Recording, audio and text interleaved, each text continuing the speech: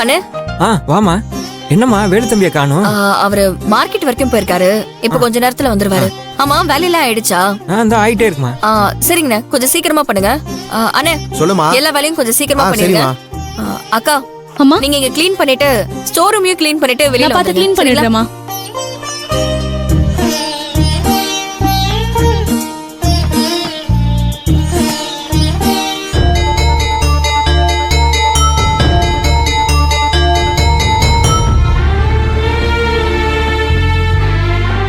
அண்ணே நில்லுங்க. என்னம்மா? நீங்க என்ன இங்க?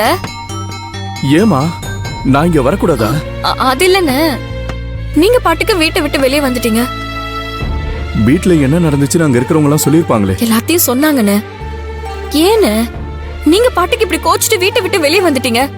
நீங்க இல்லாம மகாணி எப்படி இருக்காங்கன்னு கொஞ்சமாவது அவங்கள பத்தி யோசிச்சீங்களா? இங்க பாருங்கண்ணே, இது ரொம்ப தப்பு. என்ன நடந்தாலும் சரி, கட்டின பொண்டாட்டி அங்க தனியா விட்டுட்டு நீங்க இப்படி இங்க வந்து இருக்கிறது சுத்தமா சரியில்லைண்ணே. அண்ணே, இப்பவே என் கூட வீட்டுக்கு வாங்க. இல்லம்மா, நாங்க வரலம்மா. உன்னை தப்பா பேசுற குடும்பத்துல என்னால எப்படி இருக்க முடியும் சொல்லு? உன்னை பத்தி அவங்களுக்கு என்னமா தெரியும்? விடுமா, இன்னொரு தடவை அந்த வீட்டுக்கு வான்னு என்ன சொல்லாத. அண்ணே, என்னென்ன பேசுறீங்க? என்ன தப்பா பேசினாங்கன்றதுக்காக உங்களோட வாழ்க்கையை நீங்க வீணாக்கிக்க போறீங்களா? இங்க பாருங்கண்ணே, இது உங்களோட வாழ்க்கை. என்னோட பிரச்சனையை நான் பாத்துக்கிறேன். இப்படி நீங்க எனக்காக கோச்சுக்கிட்டு வீட்டை விட்டு வெளியே வந்தது அன்னைக்கு இன்னும் என் மேல கோவத்தை தான் உண்டாக்கும். அவங்க இப்ப என்னதானே தப்பா நினைச்சிட்டு இருப்பாங்க. நான் தான் உங்களை பிரிக்க நினைச்சதா சொல்றாங்க. எனக்கு இன்னும் இது மன உளைச்சலா இருக்குன்னு. இதெல்லாம் தேவையா? நீங்களே சொல்லுங்க. இப்ப சொல்றேன்னு, தயவு செஞ்சு நீங்க எனக்காக சண்டை போட்டுக்க வேண்டாம். சொன்னா கேளுங்கன்னு, உடனே வீட்டுக்கு கிளம்புங்க. இதாமா, இதான் நான் அவகிட்ட சண்டை போட்டு வந்த காரணம். நான் அவ கூட சண்டை போட்டு வந்ததுக்கும் உனக்கு எந்த சம்பந்தமும் கிடையாது. இருந்தாலும் உன்னை தப்பா நினைச்சு நீ எங்களை பிரிக்க நினைக்கிறதா சொல்லிருக்கானா என்ன அர்த்தம்? இதே மாதிரிதான் அந்த 4 லட்சம் ரூபாய் விஷயத்திலையும் உன்னை தப்பா நினைச்சுக்கிட்டு இருக்கா. அவளுக்கு நீ சப்போர்ட் பண்ணி பேசாதமா. அண்ணே, நான் அன்னைக்கே சப்போர்ட்டாலாம் ஒண்ணும் பேசல. நீங்க சந்தோஷமா வாழணும்னு உங்க 2 பேரோட வாழ்க்கைக்காக தான் பேசுறேன். அந்த 4 லட்சம் ரூபாய் பணத்தை நான் எடுக்கலன்னு ஒரு நாள் இல்ல ஒரு நாள் அண்ணி அவங்களாவே புரிஞ்சுப்பாங்க. அது வரைக்கும் பேசுறவங்க பேசிக்கிட்டே தான் இருப்பாங்க. அத பத்தி நானே கவலைப்படல. நீங்க ஏன் இப்படி உணர்ச்சி வசப்பட்டு நடந்துக்கிறீங்க? நீங்க முதல்ல வீட்டுக்கு வாங்க. உங்களை எப்படியாவது வீட்டுக்கு கூட்டிட்டு வருவேன்னு அங்க எல்லார்கிட்டயும் நான் நம்பிக்கையோட சொல்லிட்டு வந்திருக்கேன்.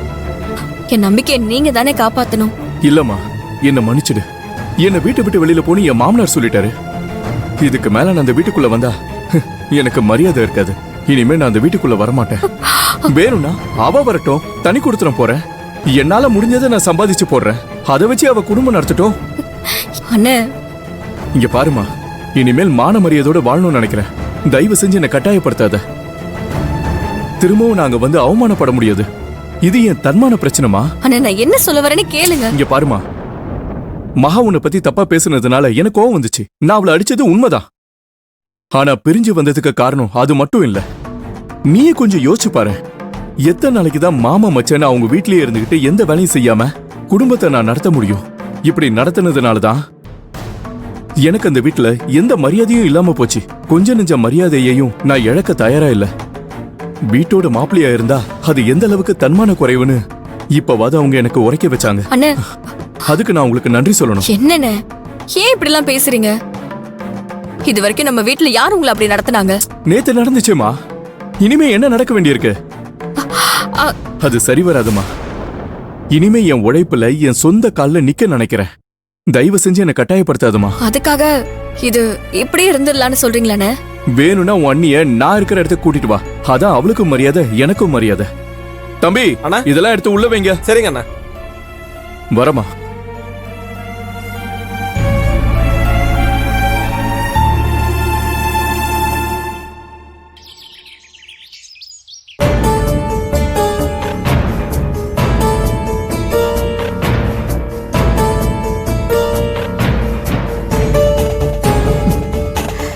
ஏண்டி கீர்த்தி, என்னத்தை யோசிச்சுக்கிட்டு இருக்கிற? அட, என்னடி முறைக்கிற? சரி, அதை விடு. ஆமா, உன் வீட்டுக்காரர் எங்க? அட ஏமா நீ வேற. நேத்து அந்த ஆளுக்கு உண்மை தெரிஞ்சதுல இருந்து என் முகத்தை கூட பார்க்க பிடிக்காம சார் என்கிட்ட எரிஞ்சு விழுந்துட்டு காலங்காத்தாலே ஹோட்டல் கிளம்பிட்டாரு.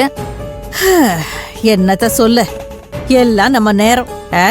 இப்பதான் அந்த மனுஷனை ஆத்தி தேத்தி நம்ம பக்கம் இழுத்து வச்சிருந்தோம். மறுபடியும் இப்படி ஒரு விஷயம் நடக்கும்னு நம்ம என்ன கனவா கண்டுகிட்டு இருந்தோம்? இந்த வீட்டுல பழையபடி நம்ம அடிமையா பொழப்பு நடத்த வேண்டியதுதான். மா, நீ என்ன சொல்ற? நான் இதுக்கு அடிமையா பொழப்ப ஓட்டணும்?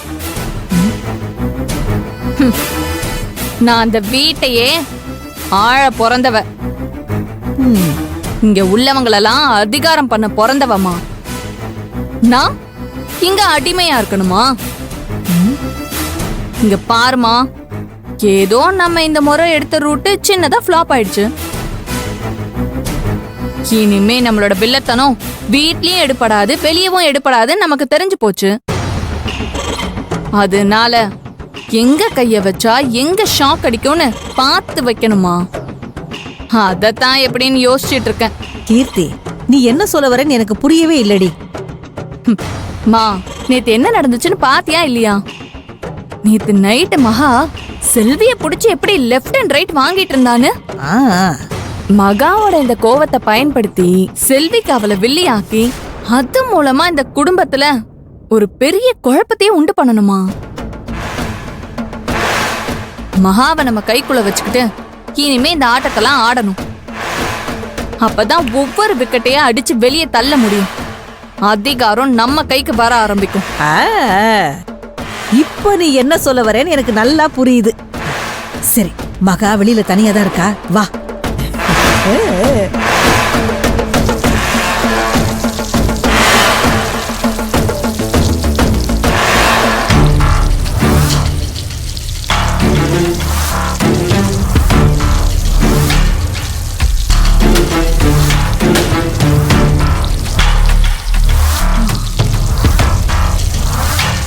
அண்ணி,